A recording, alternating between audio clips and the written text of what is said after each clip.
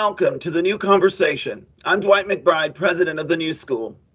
Thank you so much for joining us for this second season of our series, where I converse with eminent thinkers, creators, and doers about the critical issues of our time. Today's guest is Keith Boykin, a New York Times bestselling author, a political commentator, and co-founder of the National Black Justice Coalition. He's just released a fascinating new book titled Race Against Time: The Politics of a Darkening America. And I'm very excited to talk with him about that today.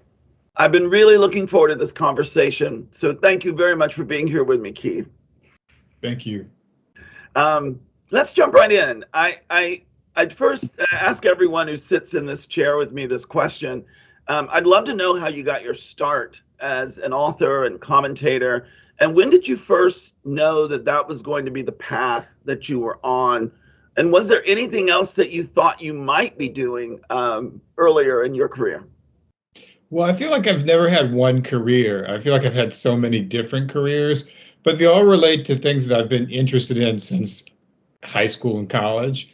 When I was in high school, I wrote for the local newspaper in Clearwater, Florida. I wrote a monthly column for the Clearwater Times. And so that sort of started my whole sort of writing career, if you will. In fact, I just recently found an article that I wrote 40 years ago, believe it or not, 40 years ago this summer about the death penalty. And it's just amazing to me that I found it online. I was like, wow, I can't believe that I wrote this that long ago. Didn't really like the way I wrote it, but I was a high school student at the time. But yeah, so I've always been interested in writing, and always been sort of political ever since I was in high school as well. When I was in 10th grade, no, I can't remember. When I was in high school in Florida, I got involved in my first political campaign. I worked for a liberal Democratic candidate who was running for Congress in Clearwater, Florida, and that was my first campaign. So I guess if you think about politics and writing, those are two things I've been doing all my life. So it's not unusual I'd still be doing them now.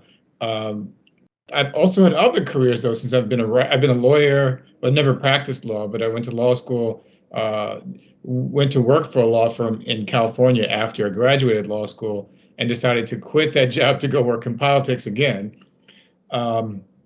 And it's just been a passion of mine. And like I said, I've been all over the place and doing different types of commentary and expressing my viewpoints for my entire life. I look forward to exploring a little bit more of that call to politics. We'll come back to that in a bit.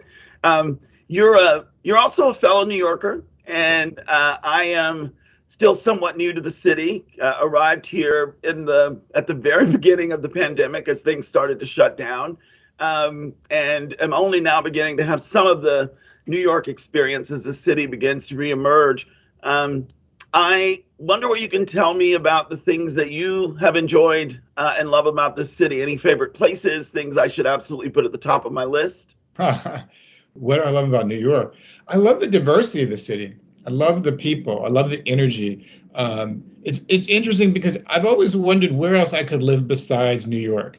And I've come to the conclusion that there's really no place in the United States that I think is like New York, or that I could live in and be as comfortable and live the way I like to live as New York. And so if I had to move someplace, I'd probably move out of the country. I want to talk a little bit about your new book. It's a fascinating and I think very pointed and clear take on what's happening and what has led up to what's happening right now in the country. You lay out a premise that we're in the middle of really four coinciding events that show danger, the danger that we're in the nation. And the first is the pandemic. The second is the ensuing economic shutdown. The third has been the emergence of mainstream racial a mainstream racial social justice movement. And finally, the crisis of democracy produced by the Trump administration. Can you tell me a bit more about how these things are connected and what they say about where we are in America at this moment? I'm glad you asked that. I think that all four of those concurrent crises are historic, and they're all intersected, and they all deal with race. First, the COVID pandemic. From the very beginning, we knew that Black and Brown people were disproportionately represented in that pandemic, in this pandemic ongoing. We also knew, for example, in my hometown where I was born in St. Louis, Missouri, um, every single person who died of COVID in the first few months of the pandemic was Black. Every single person, including Velma Moody, who is the sister of Congresswoman Maxine Waters Right. from St. Louis. But every single person, that should have told us from the beginning. And I think because of the racial dynamics that we saw early on, it made it easier for certain groups of people in society to sort of dismiss it or undermine the significance of it or deny the significance of it so we could just move on with our lives. Never mind the fact that we would end up losing 750,000 people in the course of a year and a half. The second crisis was also historic. The economic crisis was the worst we've seen in this country since the Great Depression. It started in 1929. And that also disproportionately impacted Black people. The Black unemployment rate skyrocketed, far much more so than the white unemployment rate. The third crisis, of course, was the racial justice crisis, and that spurred that movement that you referred to, which is the largest social justice movement in this country since the 1960s, especially the protests that took place around the time when Dr. King was assassinated. So that's historic, and obviously that's related to race. And the fourth is the crisis of democracy. It started when the president of the United States refused to accept the election results, continued until the point where we had an insurrection at the Capitol on January 6th of this year, and continues today when we have members of Congress who are still in denial, and people in a particular political party who still refuse to accept the fact that we had a presidential election, a democratic, fair, free presidential election, that their candidate lost. And if you look again at this issue, it's also about race. The very first places that the former president chose to target in his campaign to delegitimize the election were Michigan, Pennsylvania, and Georgia. And in each of those places, he went to particular cities and particular counties. In Michigan, they went to Detroit. In Pennsylvania, they went to Philadelphia. In Georgia, they went to Atlanta. They targeted Black cities and Black communities in Black counties in order to make their argument that the election was invalid, as though Black people voting was somehow a threat to democracy itself. It is a monstrous set of circumstances that we're living through right now, and when you lay them out in that way, it's easy to become depressed about the future. I know, don't strike me as a person who is depressed about the future. That's why you keep having these conversations and you keep writing and you keep engaged and you stay in the arena. How do you remain optimistic in the face of this work? I don't think that I'm depressed about the future, but I can't say that I'm optimistic about the future either.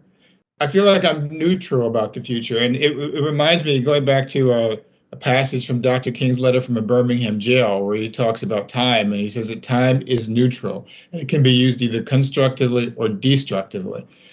I think there's a tendency, especially among some who are people of color and some who are progressive, to assume that the passage of time will heal all wounds, that the older, more conservative, more racist people will die off, and that the new generation, which is much more open-minded, much more inclusive, much more progressive, will change things. And that's very possible. But it's also possible that we could turn to the other direction, as we saw just a few months ago with the insurrection of this country, and the idea that we can just simply sit back and expect things to work out doesn't sit well with me. I feel that the thing that gives me hope, and I do have hope, the thing that gives me hope is that I think that there are people out there who are willing to and ready to fight for this country, to fight for democracy, to fight for inclusion and diversity, to fight for modernity and science, to fight for a new vision of the country that isn't trapped in the mindset of 1776 or 1787, when a group of white men gathered in Philadelphia and decided to create a country that didn't include people like you and me. That's right. You in the book, you also argue that our current politics is the product of really decades of white racial resentment, and that even politicians who talk about social justice have not always taken those issues seriously. Can you elaborate on that? And what would a political discourse that did take those issues seriously, what might that look like? First of all, the book is divided in three parts, as you know. The first part is about the year 2020. The second part is about how we got to 2020. And the third part is about where do we go from here? What are the solutions? So in the second part of the book, I go back in time and I look at the different steps, which I think is what you're referring to, along the way that got us to this point. And there seems to be a recurring theme from my read of history, which is that America has repeatedly and consistently refused to deal with the underlying issue of racial inequality. Mm-hmm. And so instead, what happens is that we deal with racial crises.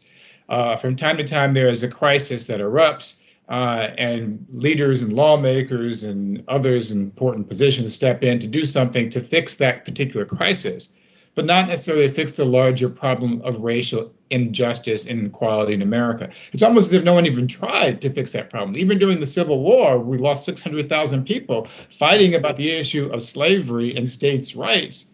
Still didn't resolve the issue of racism in America. We came out of the Civil War with the Reconstruction era. We passed the 13th Amendment, the 14th Amendment, and the 15th Amendment, which dealt with the right to vote, the right to citizenship, and the end of slavery. And yet, at the same time, we essentially abandoned the commitment to racial justice and racial inequality just a dozen years later when the Reconstruction movement ended in 1877. And that's the pattern that we see repeatedly in American history, that America will pay attention long enough to stop the crisis, stop the bleeding, and then we'll fall asleep or not pay attention again and assume that it's not an issue that needs to be addressed until there's another crisis. And so then we get to the civil rights movement, where there's a huge crisis for a couple of decades, from 1954 and the Brown versus Board of Education decision to 1968 when Dr. King is assassinated, just crisis after crisis after crisis. Then we move into the Obama era and President Obama is elected, and suddenly it creates a racial crisis because a lot of white Americans who are conservative and don't like the idea of a changing America feel so frustrated they create a movement to rebel against it. And the person who is essentially the effective titular leader of that movement is the guy who leads a 5.5-year campaign denying the legitimacy of the birth certificate of the first Black president. And then he gets elected president. Yep. So all these things tend to suggest to me that there's a cyclical pattern of denial. We keep kicking the can down the road and avoiding those difficult issues of racial justice. Even today, we see this with the fact that Congress is struggling with issues of infrastructure and President Biden's Build Back Better bill and the debt ceiling and important issues, understandable, but they're not dealing with the issues of racial justice. They're not dealing with the issues of voting rights. They're not dealing with the issue of police reform. They're not dealing with the issues of safety for people who are African American, people of color.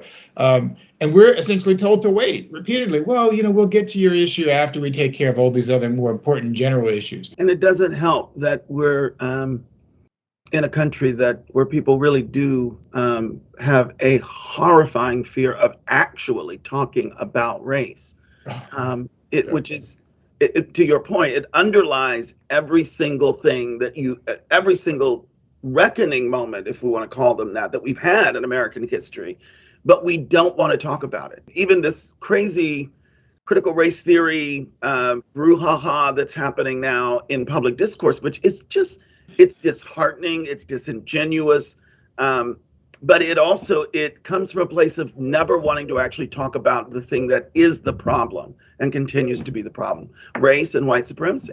I think that's exactly right. And, I was in law school with Professor Derek Bell when he was teaching critical race theory. And I was the actual critical race theory, right? Exactly. Exactly. I was one of his students in the critical race theory class. And even having taken the class and all these years later, I don't know if I could give you a good explanation of what critical race theory is, but I can tell you, though, that it's not what everybody says that it is. It started out as basically a legal theory that was focused in academia. And Derek Bell wrote about a famous essay in the Harvard Law Review called Serving Two Masters. We questioned the whole idea of how the NAACP could represent Black parents who simply wanted their kids to go to good schools and weren't necessarily committed to integration, and yet they had this larger policy objective for integration. That's the type of stuff they were studying in critical race theory, or Kimberly Crenshaw writing about intersectionality in the law, how the law has a lane for Black people and a lane for women, but no lane for somebody who's both Black and female. Those are the types of intellectual conversations that you have in critical race theory. It has nothing to do with the stuff that Republicans are talking about and conservatives are worried about. And it's not being taught in any high school in America. And people who think that it is, they're not really teaching critical race theory, they're teaching history. That's right. That's right. Listen, I mean, I want to talk for a moment about the Black Lives Matter movement, which was founded in 2013. Another important, I would call it, flashpoint as well in this history that you outlined so well in the book. After George Zimmerman was acquitted, and this is when this came about on the charges stemming from his fatal shooting of Trayvon Martin, who everyone will recall is an unarmed Black teenager in Sanford, Florida, in February of 2012. When you reflect today on the evolution of the Black Lives Matter movement, where do you see that movement going from here? What role has it played in this kind of racial reckoning that we're having? This mainstream racial reckoning that we're having in America right now? The Black Lives Matter movement has played a critical role in introducing issues of police reform and social justice that weren't being addressed, either by the Black community or the white community, to be honest, or by society at large. If you go back and look at Michelle Alexander's book, The New Jim Crow, she talks about how the Congressional Black Caucus, as late as the early 2000s, had basically ignored the issue of criminal justice reform. In fact, I think she mentions a survey that had been done in the early 2000s where no one, not a single member, or maybe there was one, of the CBC even identified criminal justice reform as a top priority. So it takes the murder of Trayvon Martin, the killing of Michael Brown, the killing of Tamir Rice, the Philando Castile story, the Sandra Bland story. It takes all the cacophony of different tragedies, even before we get to George Floyd and Breonna Taylor and Ahmaud Arbery. It takes all of that before people of all races start paying attention. And part of what troubles me, though, is the tendency to respond to problems in this country with fear-based politics. And unfortunately, I think that fear-based politics is very effective, and it's very effective for all racial groups. This is what we saw in the 1990s. I worked in the Clinton administration. Bill Clinton responded to the crime epidemic, which really wasn't an epidemic in terms of larger historical terms, but he responded to that by signing the crime bill, putting more police officers on the streets, expanding the system of mass incarceration in our country. And members of the Black Caucus, Congressional Black Caucus, went along with this. Not all, and some have very principled objections about it, but a lot of people in the Black community went along with this too. And I think we're seeing the same trend today, as we've seen crime spike in some cities, still far below what it has been historically, but we've seen it spike in some cities. And the response, I think, from people on the left, or maybe not the left and right, but in Black and white communities, has been, we need more police officers, as opposed to, let's deal with the root causes of crime in the first place. Let's deal with the fact that people don't have jobs, that when they do have jobs, they have to work 2 or 3 of them in order to pay their bills, and they can't support their family on those jobs. They don't have benefits in those jobs. They don't get any sort of retirement plans like they used to with those jobs. The people don't have health insurance, so if they get sick or have a major illness of themselves or children or their parents or anyone in their family, that could set them back dramatically. I want to pick up on one strand that you just brought up as well, and that is your time in the Clinton administration back in the 1990s. So tell me about your time in the White House. When you were there, you were, of course, openly gay, which at the time was really quite revolutionary. I'd love to hear more about what that was like for you. and what the experience was like. Well, I don't know if it was revolutionary. I guess it was. I didn't think about it at the time. It was. There were a lot of people looking on will tell you it was quite revolutionary to see that and to know that in that moment. It was unusual for me because I came out in 1991 when I was in law school at Harvard, and I met Bill Clinton that same year at Harvard, and I decided to work for his campaign. And then I guess it was 2 years later, in 1993, when I found myself working in the White House as a special assistant to the president and the highest ranking openly gay person in the Clinton White House. And that was a big transformation for somebody who had just come out 2 years before. And I felt like I was struggling with a lot of those issues because I believed in the president. I believed in what I thought he was trying to do. And so part of my job in the White House was to communicate to the LGBT groups, to serve as an unofficial liaison, to explain what the administration was trying to do. And some things were inexplicable. The decision, for example, to fire Jocelyn Elders, the Surgeon General, because she mentioned the word masturbation in the context of a UN discussion about HIV/AIDS. The decision, for example, to abandon his proposal to lift the ban on gays in the military, instead to come up with a compromise policy called "Don't Ask, Don't Tell, Don't Pursue," which was an immediate failure. The decision to sign the Defense of Marriage Act, which was the first anti-gay federal legislation that actually codified marriage is only between a man and a woman in federal law, and essentially ban the concept of federal recognition of marriage equality that might take place in any other state. All that happened under a quote liberal democratic administration. And so that was very problematic for me. And it also reflected to me how I think there were people who shared my beliefs in the White House, but weren't willing to fight for them.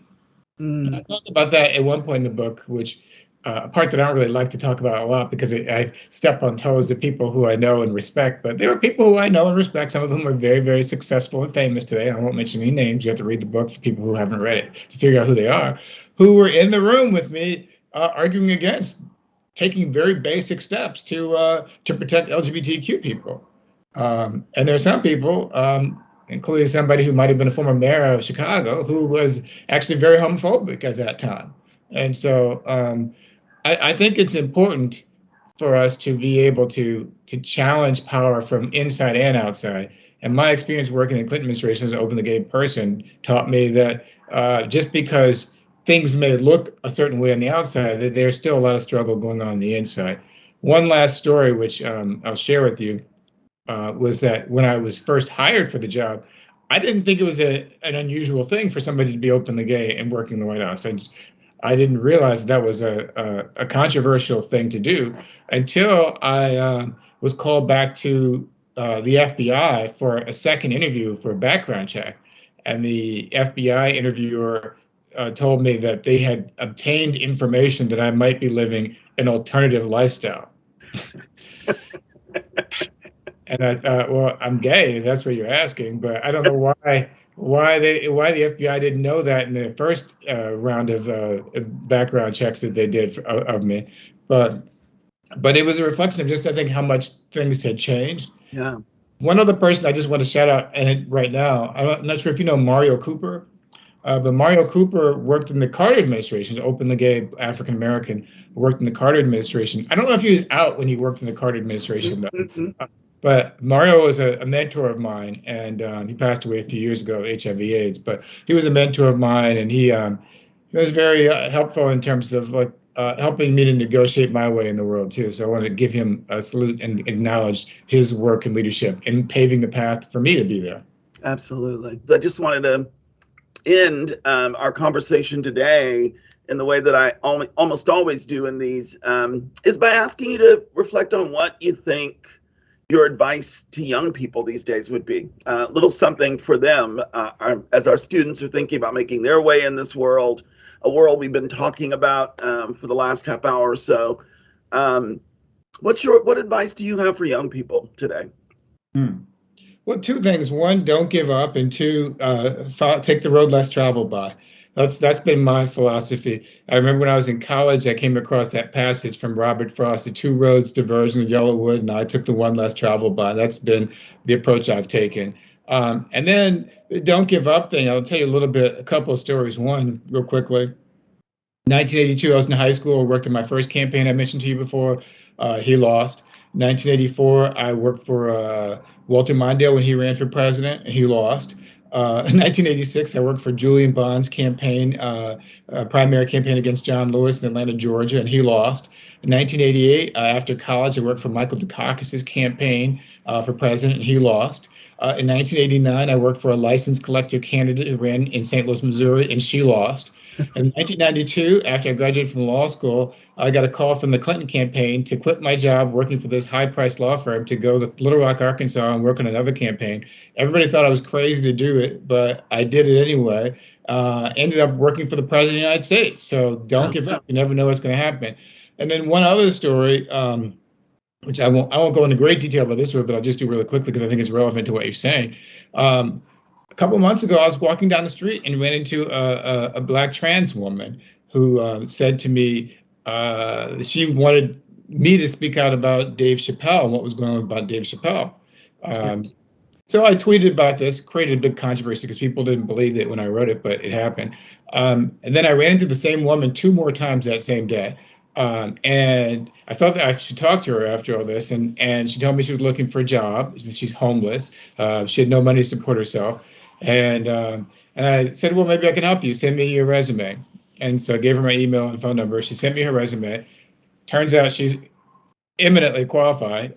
She graduated from a prestigious prep school, went to an Ivy League college, has a master's degree, and she's homeless on the street. So I hired her to be my assistant. And she has been my assistant since October. I don't want to tell her whole story, but I can say that this is her last week because she is moving on to go work at a new job that she's just landed. And so I think it's a reflection of just how people you never know what opportunities are out there until you put yourself out there. And so don't give up. And B, I need a new assistant. So if somebody out there has the skills. Hook me up, call me up. We can talk. Send us the ad. We'll make sure it gets circulated too. Okay. Have to do that. All right. This has been wonderful. I can't thank you enough for your time and for spending a half hour with us today to talk about the great work that you're doing. Keep it up. It's important not only to you, but it's important to so many of us out here who are paying attention, my friend. So thank you. Thank you very much. I appreciate your time. Appreciate the audience. Thank you.